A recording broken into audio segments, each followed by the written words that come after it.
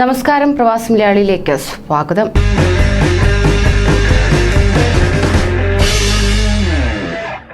സൗദിയുടെ പുതിയ തീരുമാനം ഞെട്ടിക്കുന്നതാകുന്നു.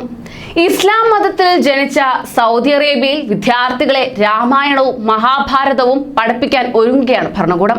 സൗദി അറേബ്യയിലെ വിദ്യാഭ്യാസ മേഖലയ്ക്കായി രാജകുമാരൻ മുഹമ്മദ് ബിൻ സൽമാൻ അബ്ദുൽ അസീസ് മുന്നോട്ട് വച്ച പുതിയ പദ്ധതിയായ വിഷൻ 2030 കൊണ്ടുവരുന്നതിന്റെ ഭാഗമായാണ് മറ്റ് രാജ്യങ്ങളുടെ ചരിത്രവും സംസ്കാരവും വിദ്യാർത്ഥികളെ പഠിപ്പിക്കുന്നത്.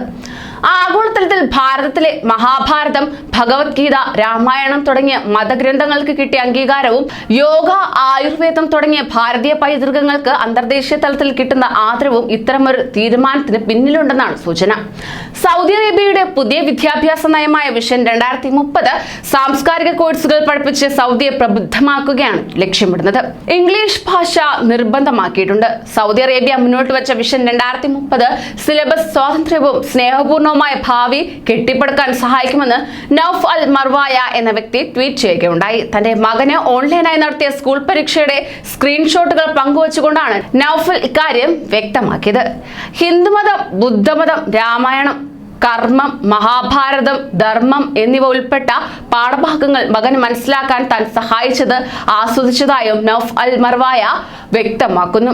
ഉദാത്തമായ സംസ്കൃതികൾ പേർന്ന പാരമ്പര്യ ഇടങ്ങളെയും സംസ്കാരങ്ങളെയും കാലാവർത്തിയായി സൂക്ഷിക്കുവാൻ ആഹ്വാനം ചെയ്താണ് ഏപ്രിൽ 18 ലോക പൈതൃക ദിനമായി ആചരിക്കാൻ യുനെസ്കോ 1983 തീരുമാനമെടുത്തത്. ലോക പൈതൃക സമിതിയാണ് ഇത്തരം ഇടങ്ങളെ പട്ടികയിൽ ഉൾപ്പെടുത്തിയത്. ലോകത്തിന്റെ വിവിധ ഭാഗങ്ങളിലായി 981 പൈതൃക ഇടങ്ങളെയാണ് പട്ടികയിൽ ഉൾപ്പെടുത്തിയിട്ടുള്ളത്. ഇതിൽ 759 സാംസ്കാരിക പൈതൃക ഇടങ്ങളാണ്. പൈതൃകദത്തമായ 193 ഇടങ്ങളും കൃത്രിമ ഇടങ്ങളുമുണ്ട്. ആർഷ സംസ്കൃതി പിൻപറ്റുന്ന ഭാരതത്തിൽ നിന്ന് 32 ഇടങ്ങൾ ലോക പൈതൃക ശ്രേണിയിൽ ഇടം പിടിച്ചിട്ടുമുണ്ട്.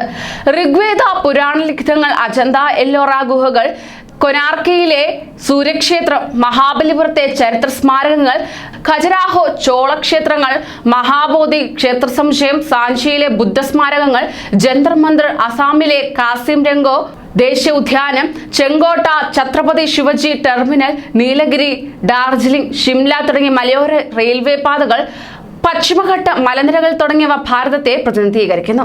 മാനവ സംസ്കൃതിയോളം പഴക്കവും പാരമ്പര്യവും അവകാശപ്പെടാൻ പോന്ന അല്ലെങ്കിൽ മാനവ ചരിത്രത്തിന്റെ അടയാളപ്പെടുത്തലുകളായ ഈ സാംസ്കാരിക തനിമകളെ കാത്തുസൂക്ഷിക്കാൻ മാനവ സമൂഹം എന്നും കടപ്പെട്ടിരുന്നു.